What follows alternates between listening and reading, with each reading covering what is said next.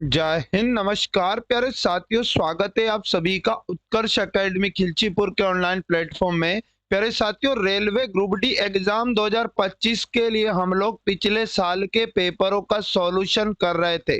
जी हाँ दोस्तों, आज की इस क्लास में हम लोग 17 अगस्त 2022 में शिफ्ट नंबर 3 का जो रेलवे ग्रुप डी का पेपर हुआ था, रीजनिंग का पूरा पेपर इस क्लास में हल करने वाले। क्योंकि दोस्तों एग्जाम के अंदर पुनः ऐसा ही पेपर आपको देखने को मिलने वाला, इसलिए सभी प्रश्नों को लगाना अति आवश्यक है। आपको भी मेरे साथ हर क्वेश्चन का राइट आंसर कमेंट बॉक्स में बताना है।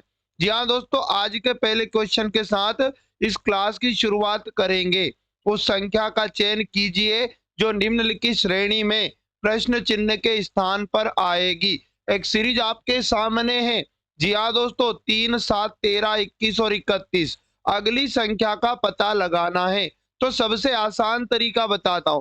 देखो, 3 से 7 बनाया, आप कहेंगे सर इसमें 4 जोड़ दिया। और 7 को 13 बनाया, आप कहेंगे सर यहाँ पर 6 जोड़ दिया। और यहाँ पर 13 को 21 बनाया। साथियों यहाँ पर 8 जोड़ दिया और 21 को 31 लिखा, मतलब 10 जोड़ दिया। अब कितना जोड़ा जाए? देखो, दो दो बढ़ा के जोड़ रहा है। 4 2 6 2 8 2 10, 10 में 2 बढ़ाकर यहाँ 12 जुड़ेगा। तो 31 में जब 12 को जोड़ेंगे तो प्यारे साथियों 43 क्वेश्चन का right answer option number D हो जाएगा। चलो बात करते हैं अगले क्वेश्चन की, जो आपके सामने पुनः आ चुका है। एक निश्चित कूट भाषा में ट्राई का कूट 63 दिया और नोट का कूट 49 दिया। उसी कूट भाषा में डीयूजी को किस प्रकार लिखा जाएगा? प्यारे साथियों, TRY को किस प्रकार से ये 63 लिखता है ये समझना होगा। और NOT को इसने लिखा 49। तो साथियों उसी कोड भाषा में हम लोग DUG का कोड बनाएंगे। अच्छा, अंग्रेजी वर्णमाला से करते हैं, जैसे T 20 नंबर पे आता है, R 18 नंबर पे, Y 25 पे। और इनके स्थानों के क्रम को अगर जोड़ दिया जाए तो जी हाँ दोस्तों, 8 5 13, 13 का 3 हासिल एक आएगा, 2 1 3 2 5 और एक हासिल का 6, बिल्कुल 63 बन चुका है। इसी प्रकार नोट में हल करेंगे। N का क्रमांक 14, O का 15 होता है, T 20 नंबर पे आता है। इन सबको भी जोड़ना होगा तो प्यारे साथियों यहाँ पर 49 बन जाएगा। अब देखो, इसी प्रकार D 4 पर, U 21 पर और G दोस्तों 7 नंबर पे आता है। इन सब का भी योग करेंगे तो बिल्कुल 21 में 7 जोड़ा 28 और 4 हो जाएगा 32। हमारे प्रश्न का right answer option number D हो जाएगा। जी हाँ दोस्तों, अगला प्रश्न पुनः देखिए। उस विकल्प का चयन करें जिसका 5वीं संख्या से वही संबंध है जो दूसरी संख्या का पहली संख्या से है और चौथी संख्या का तीसरी संख्या से। दोस्तों जिस प्रकार से 4 से 8 से 14 बना, 12 से 22 बना, उसी प्रकार 21 से क्या बनेगा? देखो, 8 से 14 कैसे बन सकता है? 8 गुना 2 करे तो 16 आता है और 16 में से 2 घटा दे तो बिल्कुल 14 आ चुका है। इसी प्रकार का लॉजिक 12 में अप्लाई हो रहा है क्या? देखते हैं। 12 गुना 2 करेंगे 24 आएगा, 24 में से फिर से 2 घटाया, बिल्कुल 22 आएगा। प्यारे साथियों इसी प्रकार 21 का गुना 2 से करेंगे तो 42 बनेगा, 42 में से भी 2 जाएगा तो यहाँ पर 40 आ जाएगा। तो ऑप्शन नंबर ए इस प्रश्न का बिल्कुल राइट आंसर हो जाएगा। अगला प्रश्न है, यदि प्लस का अर्थ माइनस, माइनस का अर्थ भाग, भाग का अर्थ गुना और गुना का अर्थ प्लस है तो समीकरण में प्रश्न चिन्ह के स्थान पर क्या आएगा? मतलब इस समीकरण का मान बताना। तो इस समीकरण में प्रश्नानुसार पहले चिन्हों को बदलना होगा। जैसे 25 गुना, और प्रश्न में लिखा गुना का अर्थ यहाँ पर प्लस होता है, आगे लिखा 35। और उसके बाद माइनस, माइनस का अर्थ क्या बताया? भाग बताया। तो साथियों भाग लगाना, फिर 5 लिखेंगे, फिर प्लस लिखा, प्लस का मतलब यहाँ माइनस, और उसके बाद में लिखा कितना? तो 7। और उसके बाद भाग, भाग का मतलब क्या बताया? तो भाग का अर्थ गुना बताया। तो भाग की जगह गुना लगा के 2 लिखेंगे। बोर्डमास रूल के द्वारा इसे हल करना होगा। सबसे पहले भाग हल करेंगे, 5 7 35 होता है, फिर गुना करेंगे, 7 दूनी 14 होगा और 25 में 7 को जोड़ना है तो बिल्कुल ये 32 हो जाएगा और 32 में से 14 घटाएंगे तो साथियों हमारे प्रश्न का राइट आंसर कितना? 18 बन जाएगा। तो जिन भी साथियों का ऑप्शन नंबर ए आ चुका, राइट आंसर हो जाएगा। अगला इंपॉर्टेंट क्वेश्चन है जो आपके सामने पुनः आ चुका है। पी क्यू आर एस और टी एक सीधी पंक्ति में उत्तर की ओर मुख करके बैठे। आप लोगों को क्या करना है, ऊपर उत्तर दिशा होती है और ये पंक्ति का दाया होगा और दोस्तों ये पंक्ति का बाया होगा। सबको उत्तर दिशा में मुंह करके बिठाना, ध्यान दीजिएगा। एस पी और आर दोनों के बगल में बैठा है। जी हाँ साथियों, एस पी और आर दोनों के बगल में बैठा। अगर मैं आर को यहाँ रखता हूँ, पी को यहाँ रखता हूं, तो बीच में कौन आ जाएगा, एस। इन तीनों का मुख ऊपर की ओर है। अब आगे पढ़ेंगे, आर एस और क्यू दोनों के ठीक बगल में बैठा है। तो साथियों आर तो बैठ चुका है, हम लोग क्या करते हैं, एस और क्यू दोनों के ठीक बगल में, तो हम क्यू को यहाँ बिठा देते, जिससे दोस्तों ये आर एस और क्यू के बगल में हो जाएगा और क्यू जो रहेगा आर और टी दोनों के ठीक बगल में। तो दोस्तों डेफिनेटली क्यू को बोला तो टी के बगल में भी है, तो टी को यहाँ बिठा दें और आर टी के बीच में क्यू हो जाएगा। इस प्रकार से ये 500 लोग बैठ जाएंगे। इनमें से कौन क्यू के ठीक बगल में बैठे, तो साथियों क्यू के ठीक बगल में आर और टी बैठे हैं। लगाएंगे ऑप्शन नंबर ए, इसका करेक्ट आंसर होगा। अगला प्रश्न है, गायत्री अपने घर से निकलकर दक्षिण दिशा की ओर 100 मीटर चलती है। जब भी कोई आदमी चलना शुरू करे, एक उसका स्टार्टिंग पॉइंट बना लो और यहाँ से दोस्तों दक्षिण दिशा किधर पड़ती है, नीचे, और 100 मीटर चलना, बिल्कुल 100 मीटर का लाइन ड्रॉ करेंगे। फिर वो दाएं मुड़ती है दोस्तों, अब दाया इधर होगा, दाया इधर होगा और 120 मीटर चलती है, तो 120 मीटर का लाइन ड्रॉ करेंगे। फिर वो दाएं मुड़ती है और 100 मीटर चलती है। जी हाँ साथियों, ऊपर 100 मीटर होगा, बराबर हो जाएगा 100 मीटर, है ना, मतलब स्टार्टिंग बिंदु के बराबरी पर आ जाएगी। वह पुनः अपने दाएं मुड़ती है और 180 मीटर चलती है, तो साथियों दाया इधर होगा। अब 180 मीटर जाना है, तो साथियों ये 120 के बराबर होगा। अब कितना और बढ़ा देते अपन, 60 और इधर आगे आ जाते, तो साथियों ये 120 है तो ये भी 120 हो जाएगा। और इधर कितना और ज्यादा है दोस्तों, ये 60 और ज्यादा है, तो पूरी लाइन 180 हो जाएगी। अब वो आरंभिक बिंदु से कितनी दूर पर है, तो साथियों प्रारंभिक बिंदु से वो यहाँ पर है और ये दूरी हम जान चुके कि ये 60 मीटर है। ऑप्शन नंबर सी इसका भी राइट आंसर हो जाएगा। क्वेश्चन नंबर 7 हमारे पास है, 4 मित्रों रामनिवास, रमेश, राम सिंह और रमन ने एक ही कैलेंडर वर्ष के लगातार महीनों में पीएचडी की डिग्री प्राप्त की। साथियों रामनिवास ने राम सिंह से ठीक 1 महीने पहले डिग्री प्राप्त की। तो देखो राम सिंह से ठीक पहले, तो हम लोग पहले क्या करेंगे, राम सिंह को लिखा और साथियों राम सिंह के जस्ट आगे किसको लिखेंगे हम लोग, राम निवास को लिखेंगे। तो बिल्कुल राम निवास को यहाँ पर लिखा हमने, बहुत आसानी तरीके से आपको समझाऊंगा। आगे बोला रमेश ने, रमन ने रमेश से ठीक 1 महीने बाद, और राम निवास के बारे में बोला कि सितंबर में दोस्तों अपनी डिग्री प्राप्त की। चलो बात करते, राम निवास का भी हमें महीना बताया, सितंबर के महीने में डिग्री प्राप्त की। और रमन ने राम निवास से पहले अपनी डिग्री प्राप्त की। तो साथियों यहाँ पर बात करें रमन की, है ना, बात को ध्यानपूर्वक समझना, नहीं की, माफ करिएगा, रमन ने राम निवास से पहले अपनी डिग्री प्राप्त नहीं की, ठीक ना, मतलब रमन बाद में आएगा, राम सिंह के भी बाद में आएगा। सितंबर के बाद आता है दोस्तों अक्टूबर का महीना, तो अक्टूबर में कौन प्राप्त करेगा डिग्री, राम सिंह करेगा। अब इसके आगे बोला था प्रश्न, राम निवास ने सितंबर, इससे पहले बोला था रमन ने रमेश से 1 महीने बाद। तो साथियों एक रमेश से 1 महीने बाद, रमेश को यहाँ पर लिखा और इसके 1 महीने बाद किसको लिखेंगे दोस्तों, रमन को लिखेंगे। तो देखो अक्टूबर के बाद आता है नवंबर, तो नवंबर में नाम आएगा रमेश का, और नवंबर के बाद आता है दिसंबर, तो दिसंबर में डिग्री प्राप्त की रमन ने। तो साथियों रमेश ने अपनी डिग्री किस महीने में प्राप्त की, तो बिल्कुल नवंबर में की। ऑप्शन नंबर ए प्रश्न का राइट आंसर हो जाएगा। अगला इंपॉर्टेंट मोस्ट एमपी क्वेश्चन है, निम्न आरेख का अध्ययन करें और उसके आधार पर पूछे गए प्रश्न का उत्तर दें। आरेख में ए शिक्षाविद को दर्शाता है।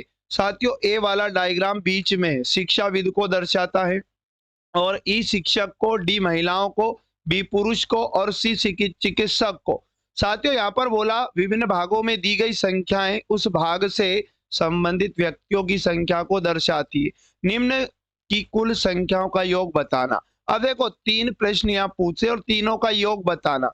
पहला प्रश्न ये है कि वे महिला शिक्षाविद जो शिक्षक हैं, तो महिला फीमेल भी होना चाहिए। तो महिला मतलब दोस्तों डी में भी हमें कॉमन लाना है, और शिक्षाविद का मतलब दोस्तों ए में भी कॉमन चाहिए। और जो शिक्षक हैं साथियों, शिक्षक को कौन डिनोट कर रहा है? आप कहेंगे सर शिक्षक को ई डिनोट कर रहा है। तो इन तीनों डायग्राम में कॉमन एक तो देखना है, तो बिल्कुल ए में और साथियों ई में और उसके बाद में डी में कॉमन संख्या आपको दिखाई दे रहा है 19। जी हाँ साथियों, पहले का उत्तर तो 19 है। अब देखो दूसरा, वे शिक्षक वाला डायग्राम कौन सा है? ABCD में देखो यहाँ पर शिक्षक ई को डिनोट करता है। आगे बोला जो चिकित्सक हैं, चिकित्सक मतलब साथियों ई में भी चाहिए, और चिकित्सक का मतलब सी डिनोट करता है, तो सी में भी चाहिए। तो ई और सी दोनों में कॉमन, तो ये सी हो गया और ये ई हो गया। इन दोनों में कॉमन है प्यारे साथियों, आप देख लीजिएगा 20, तो बिल्कुल यहाँ पर 20 डिनोट करता है। इन सब का योग बताना है और प्लस अब देखो तीसरा, वे पुरुष जो ना तो शिक्षक है, शिक्षक नहीं है साथियों, ई वाले डायग्राम में नहीं होना चाहिए क्योंकि ई शिक्षक को दर्शाता है, और ना ही शिक्षाविद हैं साथियों, ए वाले डायग्राम में भी नहीं होना चाहिए। तो आप बताइएगा, पुरुषों को डिनोट करवाना है और पुरुष को डिनोट कौन करता है? बी वाला। तो बी वाले में ऐसी संख्या जो इनमें मना किया वो है दोस्तों 28। बिल्कुल, तो आप लोग इन सबको जोड़ दीजिएगा। 8 0 9 8 17 का 7 हासिल आएगा 1 2 4 1 5 और 1 हासिल का 6, 67 हमारे प्रश्न का बिल्कुल राइट आंसर हो जाएगा। चलो बात करते अगले क्वेश्चन की। दिए गए अक्षर प्रतीक श्रृंखला का अध्ययन करें और पूछे गए प्रश्न का उत्तर दें। ऐसे कितने प्रतीक हैं जिनके बाद एक व्यंजन है? साथियों आपको प्रतीक देखने हैं और जिनके बाद में व्यंजन होना चाहिए, और ठीक पहले दोस्तों एक स्वर होना चाहिए।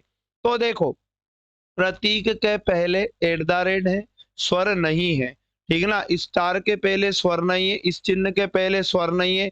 अच्छा, हैश के पहले स्वर है और बाद में व्यंजन है। साथियों ये वाला पैटर्न बिल्कुल वैसा ही है जैसा बोला। अब यहाँ पर इस वाले प्रतीक के पहले भी स्वर नहीं है, तो यहाँ पर ये @ के पहले देखो फिर स्वर है और बाद में व्यंजन है, 2 हो गए ऐसा, है ना। चिन्ह के पहले दोस्तों स्वर, चिन्ह के पहले स्वर यहाँ भी है, एंड के पहले ए स्वर दिखाई दे रहा और बाद में व्यंजन एल दिखाई दे रहा मेरे साथियों, और एक भी ऐसा पैटर्न नहीं बनता। तो कुल 3 ऐसे युग्म बनेंगे। ऑप्शन नंबर बी हमारे प्रश्न का राइट आंसर हो जाएगा। बात करते अगले क्वेश्चन की।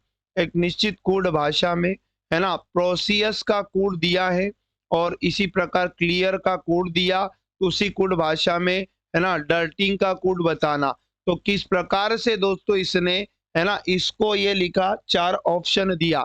तो देखो पी का विपरीत अंग्रेजी वर्णमाला में के, आर का विपरीत आई और ई का विपरीत दोस्तों क्या होता है? वी होता है। सी का एक्स होता है और आई का आर होता है, ओ का एल होता है और यू का एफ होता है विपरीत, और एस का एच होता है।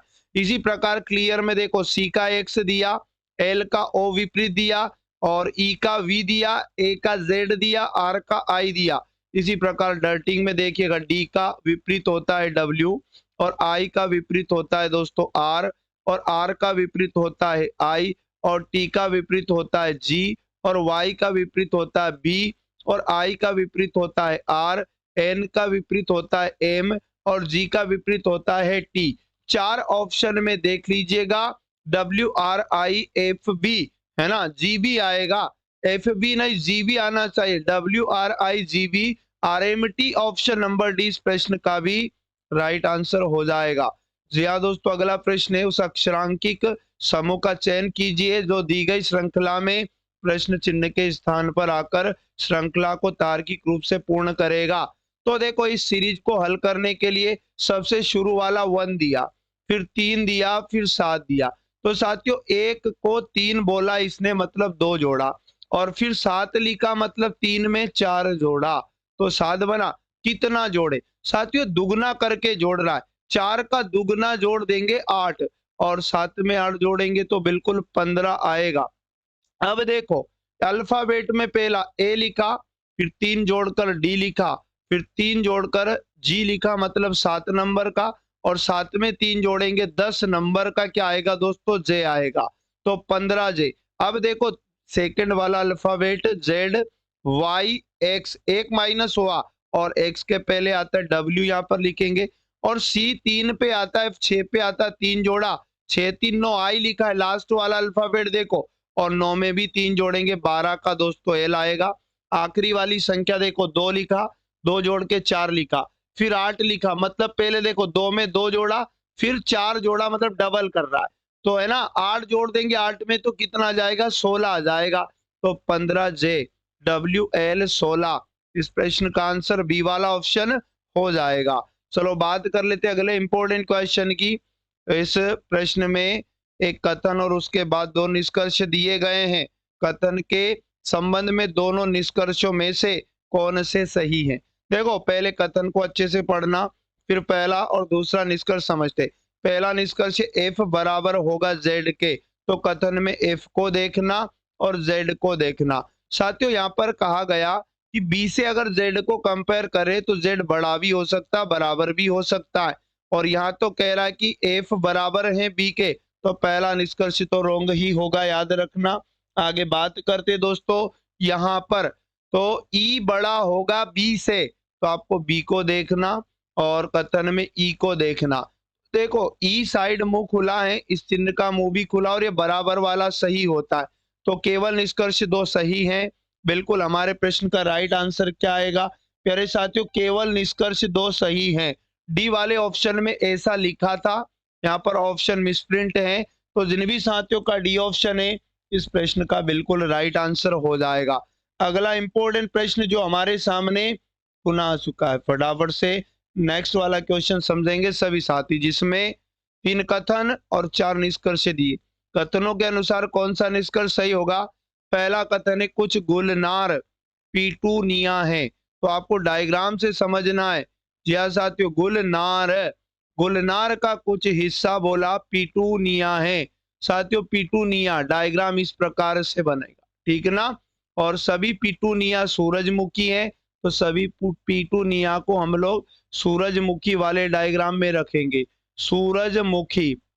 आगे क्या बोला, कुछ सूरजमुखी गुलनार नहीं है, कुछ सूरजमुखी गुलनार नहीं है, मतलब सूरजमुखी और गुलनार के बीच में कुछ का नेगेटिव संबंध है, ठीक है ना। चलो बात करते, कुछ सूरजमुखी गुलनार हैं, इसे हम लोग सही मानेंगे या गलत मानेंगे? तो बिल्कुल सही मानेंगे, क्योंकि कुछ तो नहीं है और कुछ हैं, ये हमें स्पष्ट रूप से दिखाई भी दे रहा है।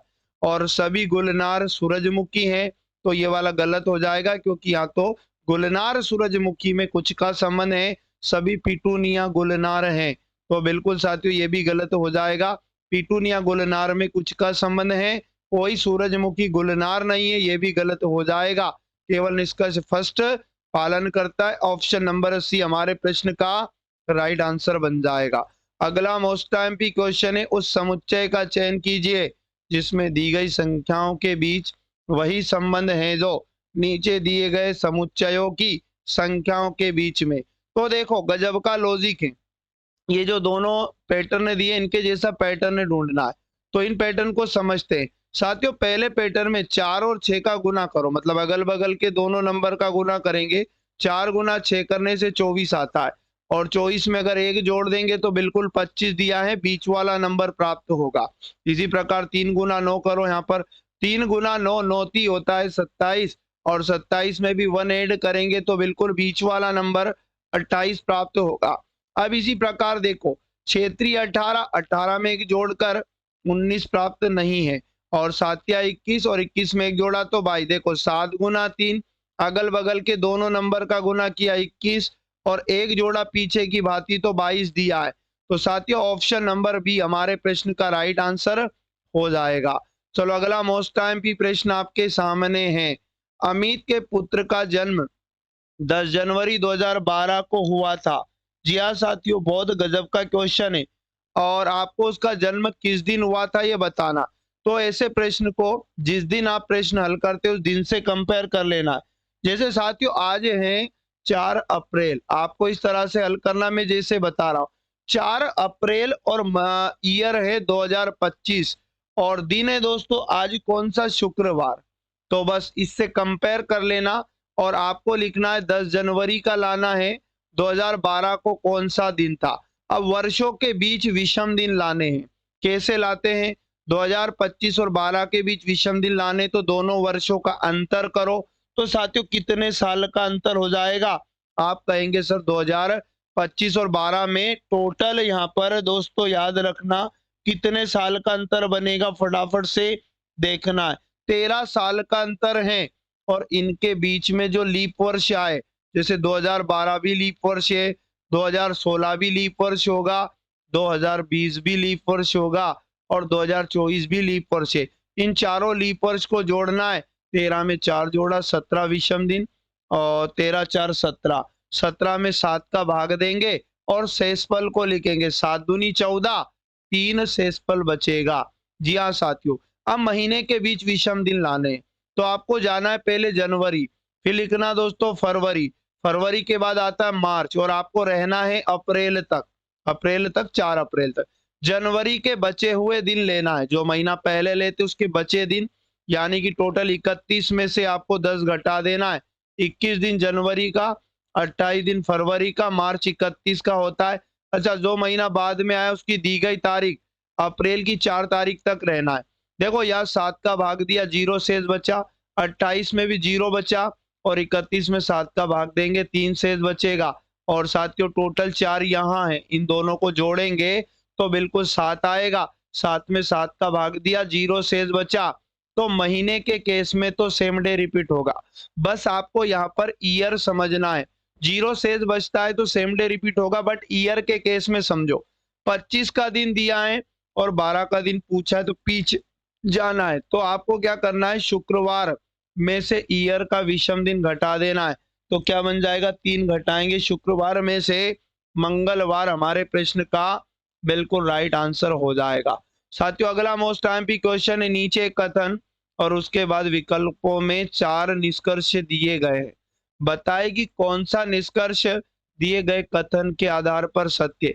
पहले अच्छे से कथन को पढ़ना, चारों निष्कर्ष समझना। देखो जी बड़ा भी हो सकता बराबर भी डी के, तो जी को देखा और डी को देखा। साथियों देखो जी साइड मुंह खुला है और अगर किसी भी इनके बीच में किसी भी चिन्ह का मुंह जी साइड अगर बंद है तो फिर ये गलत ही हो जाएगा। यहाँ पर देखो जी साइड इस चिन्ह का मुंह बंद है तो ये बिल्कुल गलत है, पहला वाला तो गलत होगा। जी हाँ साथियों, जी बड़ा होगा टी से, तो जी को देखा और टी को देखा। तो देखो पी बड़ा है टी से, तो यहाँ पर दोस्तों जी बड़ा भी हो सकता और बराबर भी हो सकता, तो डेफिनेटली ये टी से बड़ा ही रहेगा। केवल साथियों बी वाला यहाँ पर सही है, निष्कर्ष बी हमारे प्रश्न का राइट आंसर हो जाएगा। तो जिन भी साथियों का 16 नंबर में बी आ चुका है, इस प्रश्न का राइट आंसर हो जाएगा। अगला इंपॉर्टेंट क्वेश्चन है, निम्नलिखित समीकरण में प्रश्न चिन्ह के स्थान पर क्या आएगा। यदि माइनस को गुना से और साथियों भाग को, क्वेश्चन ने बोला प्लस से बदल दिया जाए तो नया समीकरण बना लो, जैसे 6 और भाग की जगह प्लस लगाना, फिर 16 लिखना और गुना की जगह माइनस लगाना, 4 लिखना और भाग का मतलब प्लस बताया, उसके बाद में 9, माइनस का मतलब गुना और उसके बाद में 8 और प्लस का मतलब दोस्तों यहाँ पर आपको भाग लगाना फिर 2 लिखना, उसके बाद गुना का मतलब माइनस और उसके बाद में 7। इसे बोर्ड मास रूल से हल करना है। पहले भाग देंगे 2 का 8 में, 2 चुकू 8, फिर यहाँ पर आप लोगों को कर लेना है गुना, तो 6 प्लस 16 माइनस 4 और प्लस का 9, 9 गुना 4 होता है 9 चुको 36, तो बिल्कुल 36 लिखा और माइनस का 7 है ना। अब देखो प्लस प्लस को जोड़ लो है ना, तो 6 6 12, 12 6 18 हासिल आएगा 1, 3 और 1 4 और 4 में 1 हासिल का जोड़ेंगे 5, 58। माइनस माइनस को जोड़कर 58 में से घटाएंगे, 7 4 11 घटा दीजिएगा, 7 बचेगा, 4 बचेगा, मतलब 47 राइट आंसर। ए वाला ऑप्शन हो जाएगा। अगला प्रश्न है, एक लड़की बिंदु एक्स से उत्तर की ओर 70 मीटर चलती है। जब भी कोई आदमी चलना शुरू करे, एक स्टार्टिंग पॉइंट बनाओ। उत्तर दिशा ऊपर पड़ती है और 70 मीटर का लाइन ड्रॉ कर लेना है।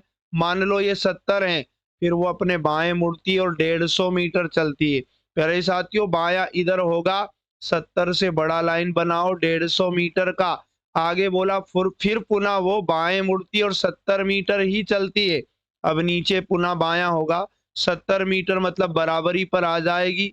जी हाँ साथियों, फिर वो एक बार और बाएं मुड़ती है और 90 मीटर चलती है। अब बायां पुनः इधर होगा, 90 मीटर बनाना है, थोड़ा 150 से छोटा, ये 90 का समझिएगा। फिर वो दाएं मुड़ती है और 100 मीटर चलती है, दायां नीचे होगा। अब साथियों नीचे 100 मीटर का लाइन ड्रॉ करना है, ध्यान दीजिएगा। आगे बोला अंत में वो बाएं मुड़ती है और 60 मीटर चलती है। तो अब साथियों बायां इधर है और 60 मीटर मतलब बिंदु के बराबरी पर आएगी, क्योंकि 90 और 60 ये हो जाएगा। तो बिल्कुल ये 150 के बराबर समांतर लाइन बन जाएगी, ये 60। क्वेश्चन ने कहा जेड बिंदु पर पहुंच जाती है, जेड बिंदु है यहाँ पर और स्टार्टिंग पॉइंट एक्स बिंदु था।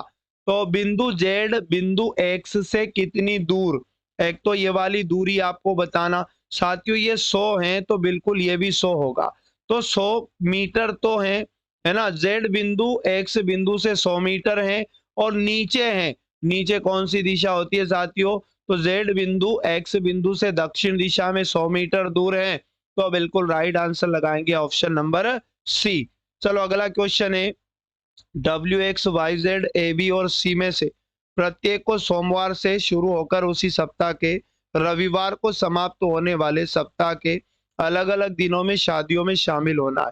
चलो अलग अलग दिनों में, सोमवार से शुरू होना है और अलग अलग दिनों में दोस्तों, है ना। बहुत गजब का क्वेश्चन है, सभी साथी इसको ध्यानपूर्वक समझेंगे, ठीक ना।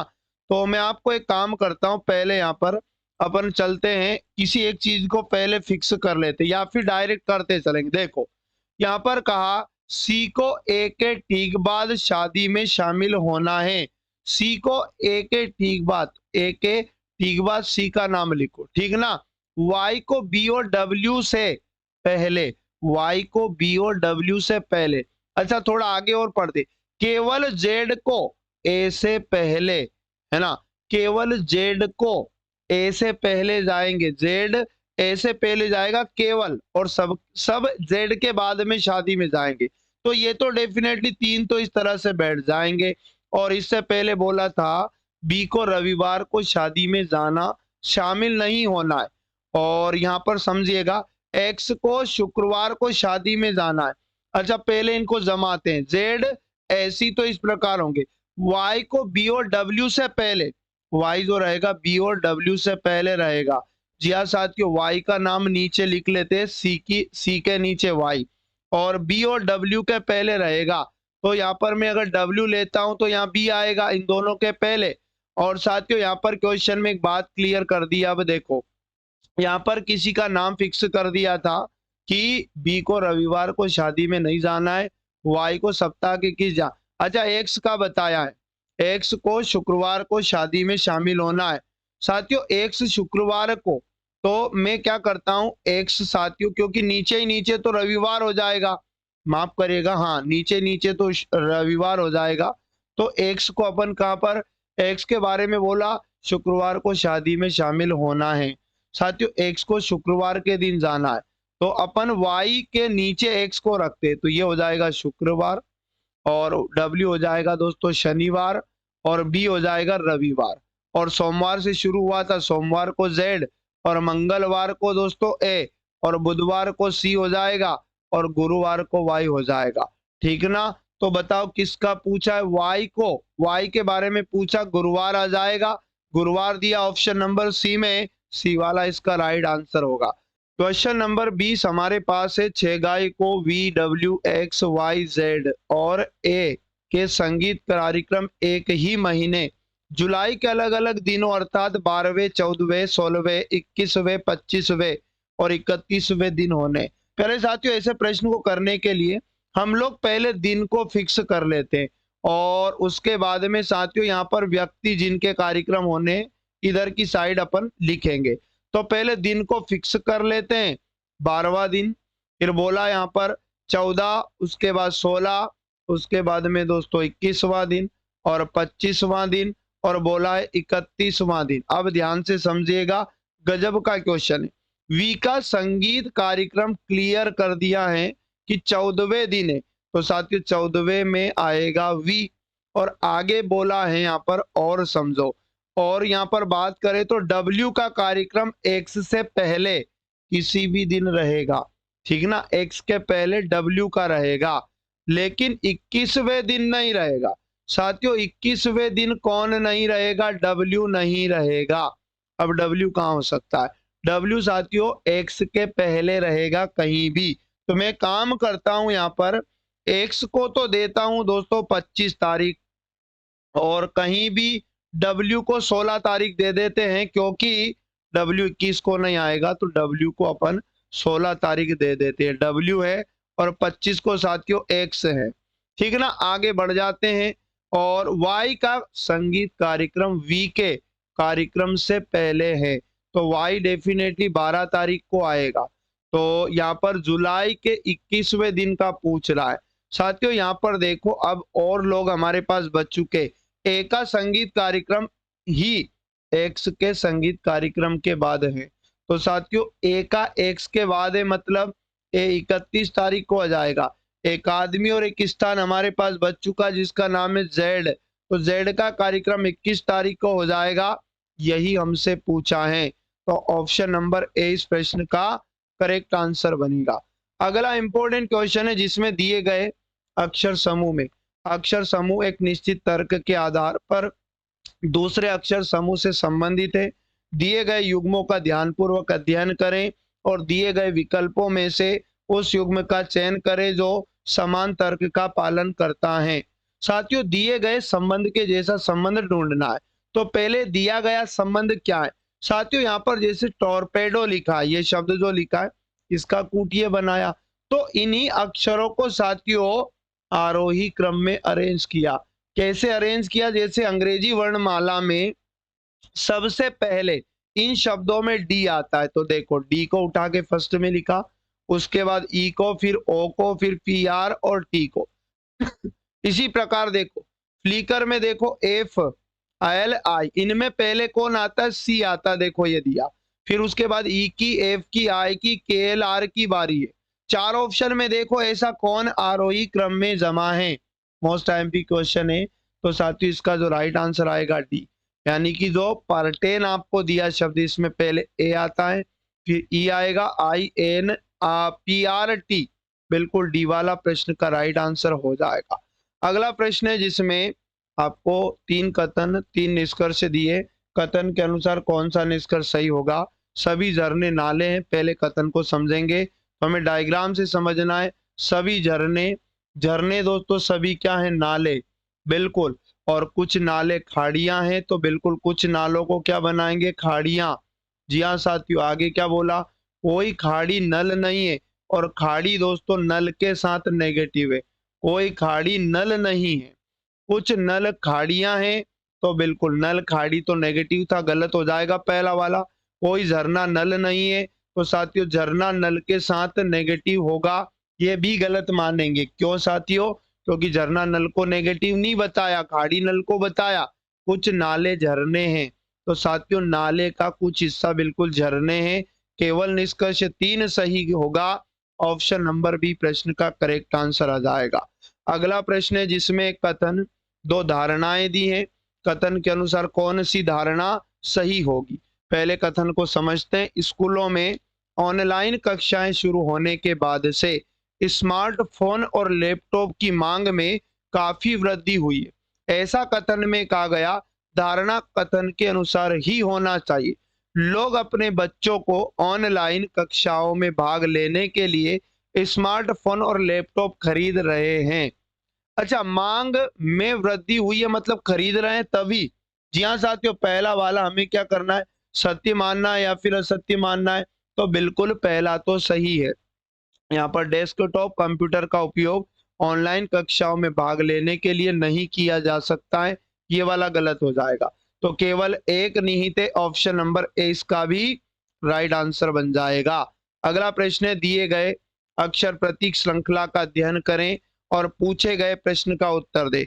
यदि इस मूल श्रृंखला के प्रत्येक स्वर को तो किसी भी व्यंजन से बदल दे और प्रत्येक व्यंजन को किसी भी स्वर से बदल दे, मतलब व्यंजन को स्वर लिख दें कुछ भी और स्वर को व्यंजन लिख दे, तो इस प्रकार बनने वाली परिणामी श्रृंखला में ऐसे कितने व्यंजन होंगे? आपको बताना ऐसे व्यंजन जिनके ठीक बाद एक प्रतीक होगा, जिनके ठीक बाद में एक प्रतीक होगा, नई श्रृंखला बनाकर। तो साथियों हम क्या करेंगे, स्वर के बाद प्रतीक देख लेते हैं। क्यों? क्योंकि हम स्वरों को व्यंजन बनाएंगे। तो देखो यहाँ पर ई स्वर है, इसको हम व्यंजन से बदलेंगे तो इसके बाद एक प्रतीक बन जाएगा। तो एक पैटर्न तो जैसा बोला वैसा ये है। और यू को भी हम व्यंजन में बदलेंगे स्वर है तो इसके बाद भी एक प्रतीक हो जाएगा। आपको खाली स्वर के बाद में प्रतीक देखना, क्योंकि हम स्वरों को व्यंजन से बदल रहे हैं। साथियों आई को भी व्यंजन से बदलेंगे तो आई के बाद भी एक प्रतीक बन जाएगा। और उसी प्रकार यहाँ पर और चेक कर लो, स्वर के बाद में देख लो, बस एक ए के बाद में ए को व्यंजन से बदलेंगे तो यहाँ पर भी दोस्तों एक प्रतीक है। टोटल इसे कितने युग्म मिले? आप कहेंगे सर ऐसे युग्म हमें टोटल 4 मिले। ऑप्शन नंबर ए प्रश्न का राइट आंसर हो जाएगा। माफ करिएगा यहाँ पर गलती हुआ, 5 होने चाहिए। स्वर के बाद में प्रतीक और देखो, है ना, यहाँ पर स्वर के बाद में एक प्रतीक है ना, स्वर के बाद में एक प्रतीक होना चाहिए क्योंकि हम स्वर को व्यंजन से बदल रहे हैं। साथियों यहाँ पर स्वर के बाद में एक प्रतीक 4 ही है क्या? देखो एल एस और ई के बाद में बिल्कुल एक प्रतीक है, यू के बाद में प्रतीक है, आई के बाद में प्रतीक है, ई के बाद में नहीं है और ओ के बाद में भी नहीं है। और यहाँ पर स्वर के बाद में ए के बाद में है बिल्कुल, और एल के बाद में नहीं है, ओ के बाद में नहीं है। तो बिल्कुल यहाँ पर 4 ही होगा। Option number A correct answer हो जाएगा। अगला प्रश्न है जिसमें यदि एक संख्या दिया, इसके प्रत्येक विषम अंक में 2 घटाया जाता है। साथियों यहाँ पर इस संख्या को लिखा 83, उसके बाद में 25, उसके बाद में यहाँ पर 27 और आगे दिया है 69। विषम अंक को देख लो, पहले 3 है, आप कहेंगे सर 5 है, 7 है, उसके बाद 9 है। 2 घटा दो, सब में से 3 में से 2 गया 1 बचा, 5 में से 2 गया 3 बचा, 7 में से 2 गया 5 बचा, 9 में से 2 गया 7 बचा। और सम अंक में एक जोड़ दीजिए प्रश्नानुसार। 8 में एक जोड़ा 9, 2 में एक जोड़ा 3, 2 में एक जोड़ा 3, 6 में एक जोड़ा 7। इस प्रकार बनी नई संख्या में कितने अंक 1 से अधिक बार रिपीट होंगे? ठीक ना, 9 1 से ज्यादा बार नहीं है और साथियों 1 भी 1 से ज्यादा बार नहीं है। अच्छा एक तो 3 1 से ज्यादा बार है और 5 भी नहीं है और एक 7 भी 1 से ज्यादा बार है। 2 अंक ऐसे हैं जो 1 से ज्यादा बार आए। ए वाला प्रश्न का राइट आंसर दोस्तों हो जाएगा। चलो बात करते हैं अगले क्वेश्चन की। इसमें एक श्रृंखला है, प्रश्न चिन्ह के स्थान पर क्या आएगा? देखो 14 14 17 और 85 92 प्रश्न चिन्ह। तो देखो 14 को 14 लिखा, आप गुना 1 करो और 14 को फिर 17 लिखा, तो इसमें दोस्तों 3 जोड़ा और 17 को 85 लिखा, गुना दोस्तों 5 किया और 85 को 92 लिखा, बिल्कुल 7 जोड़ दिया। अब 92 का क्या करें? तो देखो 1 3 5 7 दो दो बढ़ाकर एक बार गुना कर रहा है, फिर जोड़ा, फिर गुना किया, फिर जोड़ा। अब गुना करेंगे 2 बढ़ाकर, 7 में 2 जोड़ा, 9 का गुना करेंगे, 9 दूनी 18 कैरी 1, 9 में 9 81 और 1 82, बिल्कुल 828। इसका राइट आंसर ए वाला ऑप्शन हो जाएगा। जी हाँ साथियों, अगला इंपॉर्टेंट क्वेश्चन जिसमें 8 मित्र हैं, वर्गाकार मेज के चारों ओर मेज के केंद्र की ओर मुख करके बैठे, इस तरह से है ना, वर्ग बनाया। 8 मित्र हैं, कुछ तो कोने पर बैठे हैं और कुछ भुजाओं के दोस्तों मध्य में बैठे हैं। अब ध्यान दीजिएगा, ए और सी दोनों सम्मुख कोनों पर बैठे, सामने देख रहे हैं एक दूसरे के, है ना, और साथियों कोने पर बैठे, सी यहाँ तो बिल्कुल ए यहाँ पर, ऐसा बोला। और यहाँ पर देखो अब सी को और ए को कंपेयर करके कुछ बोला क्या? बिल्कुल एच सी के बाईं और ठीक बगल में, तो यहाँ पर आ जाएगा डेफिनेटली एच। और जी एफ के और ई से कंपेयर, ए से कंपेयर किया, एच के दाएं दूसरे स्थान पर है ना, ई एच के दाएं दूसरे स्थान पर है, तो डेफिनेटली ई यहाँ पर आ जाएगा। और डी जो रहेगा सी के बाईं और दूसरे स्थान पर, तो यहाँ पर आ जाएगा डी।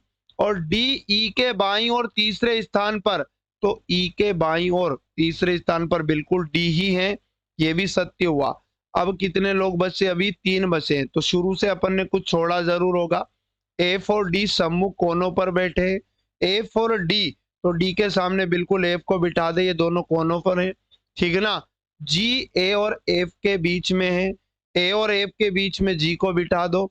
एक आदमी एक स्थान हमारे पास बच चुका है, ए को हमने बिठा दिया क्या? बिल्कुल। बी को भी बिठा दिया क्या?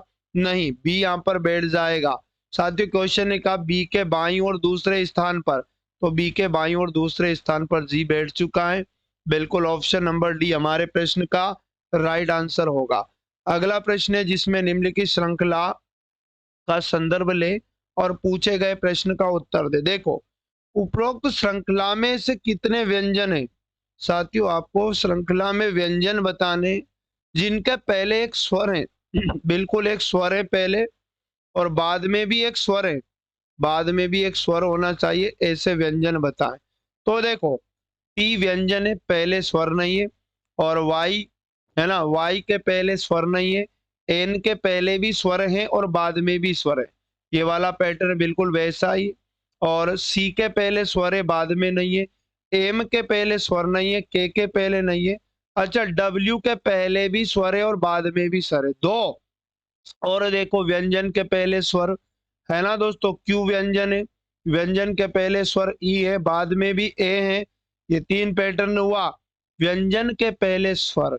जी हाँ साथियों, आगे और ढूंढो कहां पर? ई है ना, ये डी के पहले है, बाद में नहीं है। अच्छा देखो, के पहले भी स्वर और बाद में भी स्वर, मतलब एक पैटर्न ये भी काउंट होगा। और इसी प्रकार अगर बात करें तो डब्ल्यू के पहले भी स्वर और बाद में भी स्वर। टोटल 1 2 3 4 5, साथियों 5 ऐसे युग्म है। ऑप्शन नंबर डी प्रश्न का राइट आंसर बनेगा। तो साथियों ये था पूरा railway group D previous year का ओरिजिनल पेपर। इससे पहले मैं कई शिफ्टों के पेपर आपको हल करवा चुका हूं।